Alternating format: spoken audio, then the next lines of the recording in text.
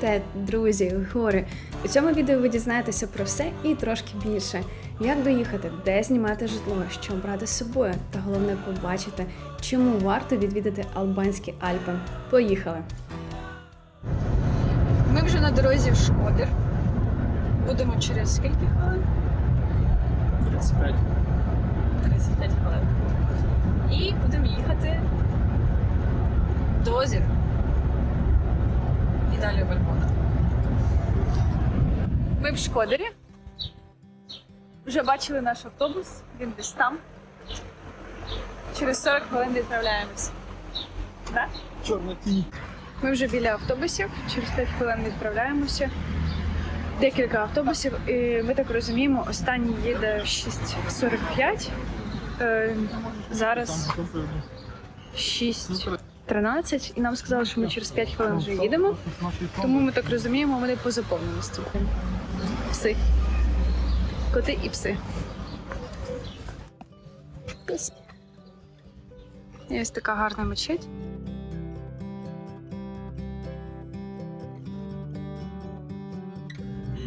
Все, виїхали.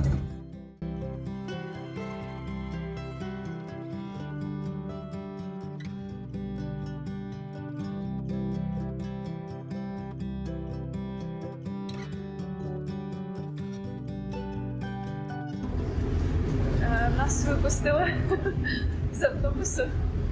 Ми йдемо на паром. В тунелі, так? Черга на паром.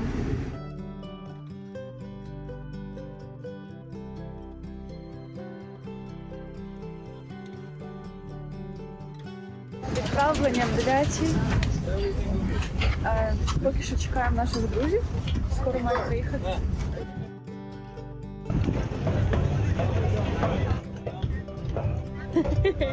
Клас. Млинці від Ліани. Дякую, Ліана. Дякую, Ліана. Детальніше про наш маршрут. Трансфер ми купляли в компанії Беріша. Посилання залишу в описі. На їх сайті ви можете обрати найбільш оптимальний варіант трансферу для вас. Це може бути з купівлею квитків для авто або без, з поверненням через озеро, зазвичай без проходження маршруту в Альбон на Тет, або круговий маршрут з поверненням в Шкодер, як це зробили ми. Як я вже казала раніше, ми виїхали з Дурсу на своєму авто приблизно о 4:00 ранку та залишили його на парковці недалеко від автобусної зупинки Беріша. Зі своєї сторони не рекомендуємо їхати на своєму авто до самого озера, хіба що у вас позашляховик. Гірська місцевість, спека, стан дороги до озера – навіть в автобусі з водієм, який знає шлях як свої 5 пальців, мені було шкода його транспорт і моментами страшно дивитися у вікно. Після захоплюючої подорожі на першому автобусі нас висадили у печері тунелі, які ви бачили раніше в точці відправлення парому озеро Коман. Займати місця краще всередині, так як зовні достатньо вітряно. Хоч наша подорож і пропала на кінець травня 2025, коли було достатньо тепло, але це все-таки гірська місцевість. При цьому, щоб все-таки насолодитися краєвидами, можете зайняти місця перед авто, в нашому випадку автобусом, в носовій частині парому. Отже, пливемо приблизно 3 години. На паромі буде все необхідне, вбиральні, пропонуватимуть фрукти, снеки та напої. Цілком розумію, якщо ви мене не слухаєте, ці приголомшливі кадри просто забирають всю увагу. При цьому, на превеликий жаль, відео не передає, наскільки озеро забруднене сміттям та пластиком. Забігаючи трошки наперед, ознайомлю вас з картою маршруту. Шкодер Комані 2,5 години на автобусі. Далі 3 години на паромі до Фієрзе. Після 1 година до Вальбони знову на автобусі. Хайкінг Вальбона Тет склав у нас 9 годин. Поїздка з Тету в Шкодер зайняла 2,5 години. По прибуттю до Фієрзе стоятиме декілька автобусів цієї ж компанії. Ми завантажилися в один з них, повідомили водію назву нашого гестхаусу, і згодом водій зупинявся безпосередньо біля кожного, що було дуже зручно. Час цієї поїздки з Фієрзе у Вальбону складав додатково 1 годину. Ми вже заселилися. Ось там наш гестхаус. Називається гестхаус Шкендер Селімай. холоднувато в кімнаті. І ще й вікно було відкрите. Але чудові види, як можна побачити. Сніжок зверху ще є. Дуже-дуже красиво.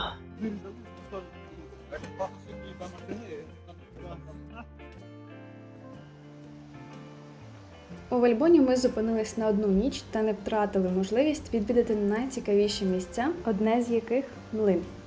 Він збудований понад 100 років тому, стоїть вздовж річки Вальбона, біля входу в долину. Такі млини використовувалися для приготування кукурудзяного борошна, але сьогодні вони більше не використовуються. Млин вартий відвідування просто через його приголомшливу природу та красу навколо.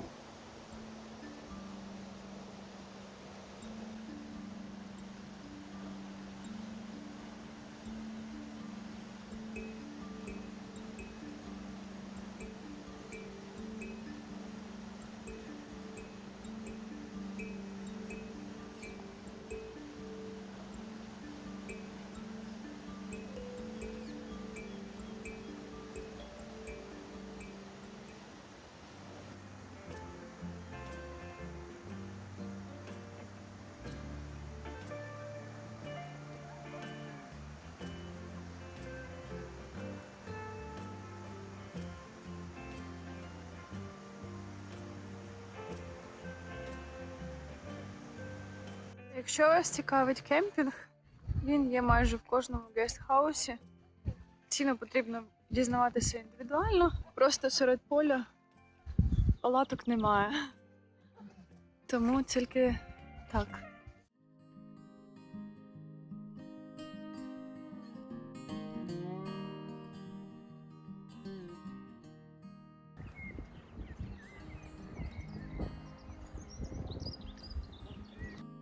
Багато хто приїжджає сюди тільки заради маршруту Вальбона-Тет.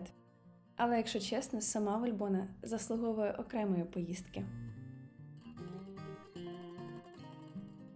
Просто гуляти селом, дивитись на гори, куштувати місцеву кухню або влаштувати барбекю з неперевершеним пейзажем вистачить, щоб закохатись в це місце.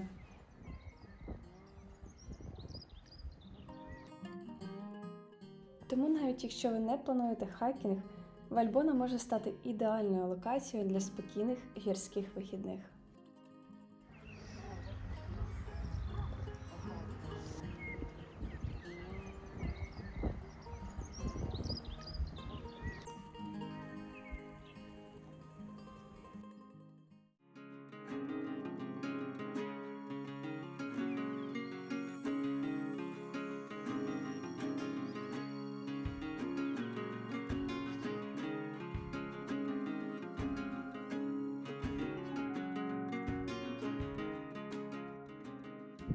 На цьому бусі ми приїхали. Дорога дуже екстремальна, але цікава.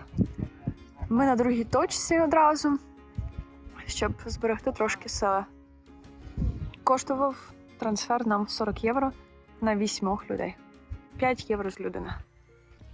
На цьому кадрі сніг лише на вершинах гір, а в долині ви бачите біле каміння. Саме по цій дорозі ми їхали з водієм. Цей шматок маршруту ви можете пройти пішки, але відстань від центру Вальбони становить приблизно 6 кілометрів. І це додаткова година часу.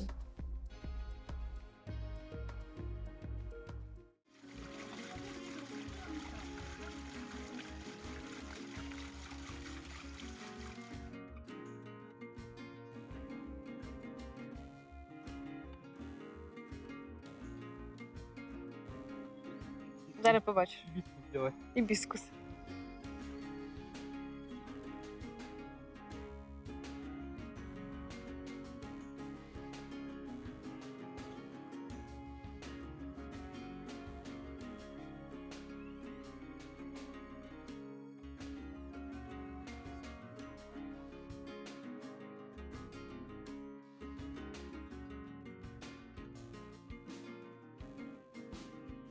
Так, це наш ланчбокс за 4 євро плюс яблуко.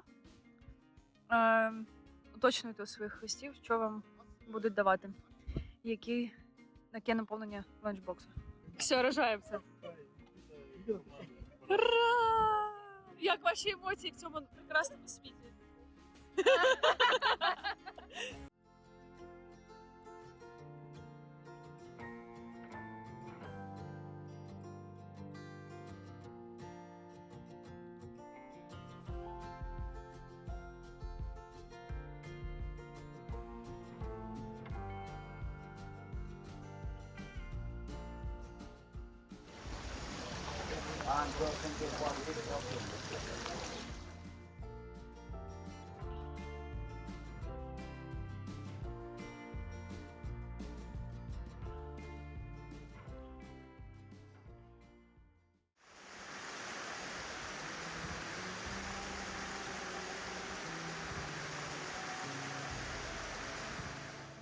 Ось там внизу кафе. Ось тут підйом. І ось тут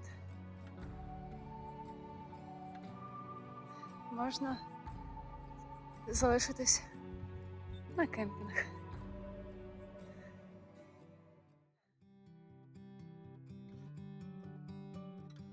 Від себе дуже рекомендую обирати якісне зручне взуття, туристичний рюкзак та опціональну палиці. Все це дуже полегшить подолання маршруту. Ну і остерігайтесь змії. Привіт Михасику, який наполіг на додаванні цього фото. Я цю красуню не бачила особисто та не намагаюсь вас налякати, але просто будьте готові до зустрічі. Ну, ось, по суті, найскладніший шматок. Скоріше за все, ми йдемо ось десь тут. Але це не точно. Ми бачимо людей тут. Ну, морально готові. Фізично не сказала би.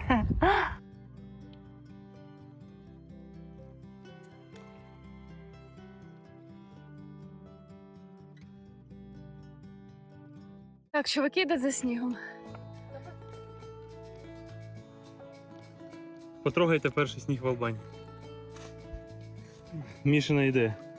Ми його повеземо в Тірану, так? Так, так.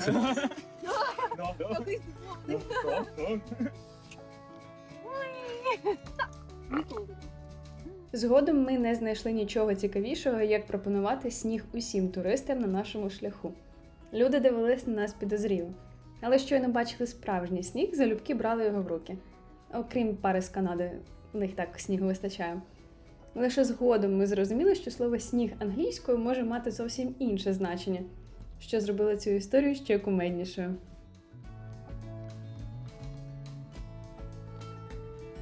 Албанські Альпи славляться своєю дикою природою, кришталево чистими річками та захопливими пейзажами. Цей регіон є улюбленим місцем для любителів активного відпочинку, з нами включно, таких як піший туризм, альпінізм та велосипедний спорт. Незважаючи на свою віддаленість, Альпи приваблюють туристів своєю автентичністю та неповторною красою.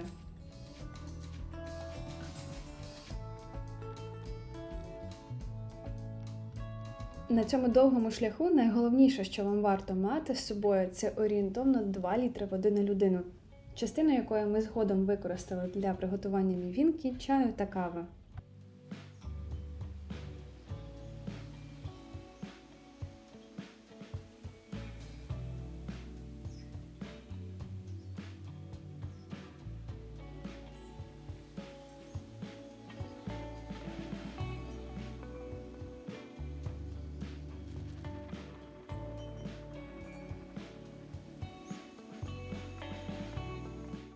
Принаймні буде як пам'ять для нас.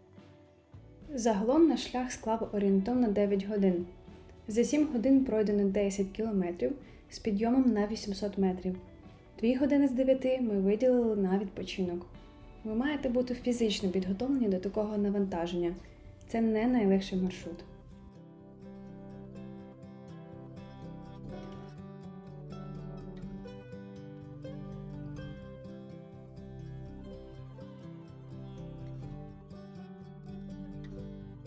Після фізично важкого дня та міцної ночі без задніх ніг, на наступний ранок ми вирішили поставити галочку поряд зі ще однією найяскравішою локацією «Блакитне око». Розташоване воно в селі Капре, приблизно за 7 кілометрів від центру села Теті. Ми орендували трансфер 5 євро з людини, щоб доїхати до стартової точки в Ндерлісай. Ви б знали, скільки разів я намагалась це вимовити.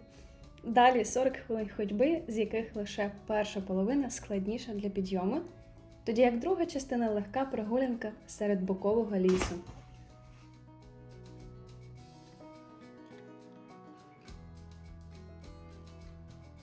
І ось це місце сили – Голубе Око. Такого роду криниця площею близько 100 метрів квадратних та глибиною близько 4-5 метрів. Вода в ній крижана, скупатись можуть лише найсміливіші. Таки тут розумієш, чому це найвідвідуваніша природна пам'ятка в ТЕТ.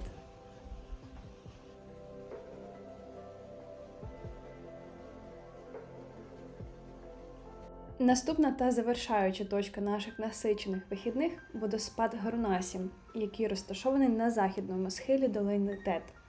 Біля водоспаду ми зустріли дуже настирного коня, який хотів з'їсти чи то нас, чи то просто бажав, щоб ми його погодували. Загалом остерігайтесь коней поряд.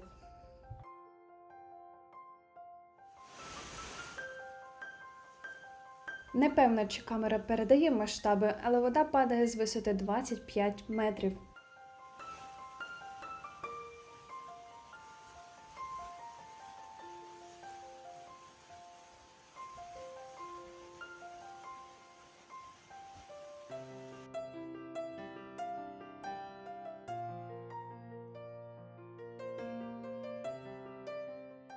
На цій чудовій ноті я дякую вам за перегляд. Сподіваюсь, це відео було корисним. Якщо так, відправляйте його друзям, залишайте ваші коментарі та ставте вподобайки. До нових зустрічей!